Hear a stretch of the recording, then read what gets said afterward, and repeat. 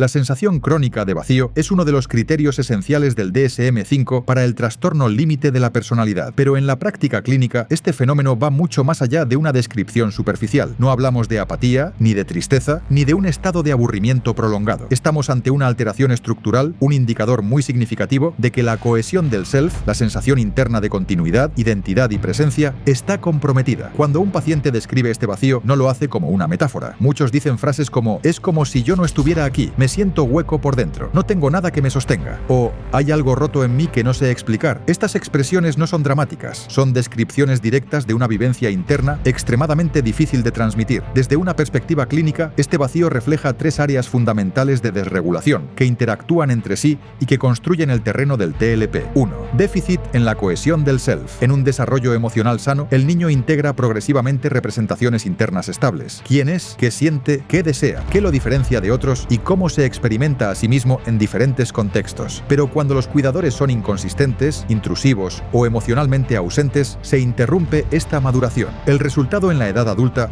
no es simplemente no saber quién eres, sino algo más profundo, no tener un eje interno al que regresar cuando la emoción cambia. El yo se siente discontinuo, se rompe y se recompone según el entorno. Y donde debería haber continuidad interna, aparece el vacío. Este déficit en cohesión explica por qué, cuando la persona se queda sola, la experiencia subjetiva puede derrumbarse. En la ausencia del otro, no hay suficiente estructura interna para sostenerse. 2.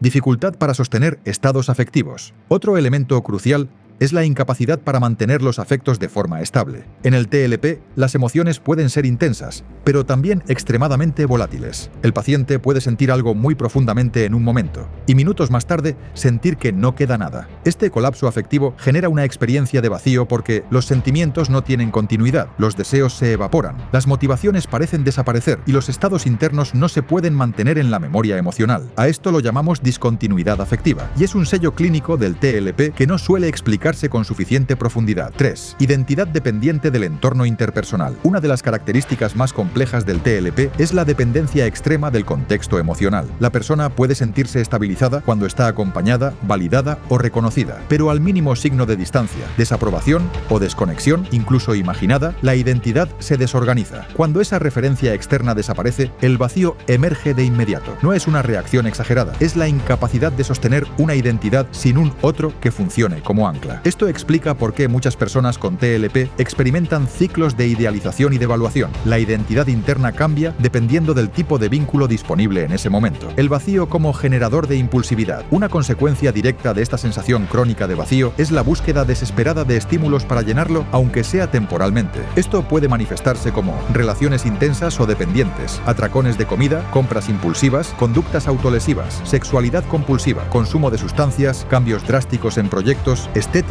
o rumbo vital. Desde fuera, estos comportamientos pueden parecer impulsividad sin control, pero desde dentro son intentos legítimos de escapar de una experiencia interna dolorosa y devastadora. La impulsividad, por tanto, no es el problema principal, es el síntoma que emerge cuando el vacío se vuelve insoportable. Perspectiva psicodinámica. El vacío no es nada, sino un colapso del self. En modelos psicodinámicos, el vacío se interpreta como la expresión de una estructura interna dividida, en la que el self no ha podido integrar representaciones contradictorias. Cuando la persona se mueve entre partes idealizadas y partes profundamente negativas de sí misma, queda un espacio intermedio que no se consigue habitar. Ese espacio intermedio es el vacío. Desde esta mirada, el vacío no es ausencia, es la presencia de un conflicto no integrado. Es la evidencia de que las partes internas no han podido unirse en una identidad coherente. Trabajo terapéutico. ¿Cómo se aborda este vacío? La terapia no busca eliminar el vacío. Eso sería imposible y además irreal. El objetivo es fortalecer la cohesión interna, mejorar la regulación afectiva, desarrollar una narrativa personal continua, conectar emociones con lenguaje y sostener los estados internos dentro de una relación segura. Con el tiempo, el paciente aprende a identificar emociones antes de que se desvanezcan, a tolerar la soledad sin colapso identitario y a construir una identidad menos dependiente del entorno. El resultado no es la desaparición total del vacío, sino su reducción, su transformación en algo manejable, su pérdida de centralidad, progreso a largo plazo. Clínicamente, sabemos que, con trabajo constante, con terapia bien orientada, con estabilidad en el entorno y con años de maduración emocional, la sensación de vacío se atenúa notablemente. Muchos pacientes describen que ya no aparece con la misma frecuencia, ni con la misma intensidad, ni con la misma capacidad de dominar la vida emocional. El vacío deja de ser un abismo permanente y se convierte en una sensación ocasional, comprensible, contextualizable y manejable. Eso es progreso real.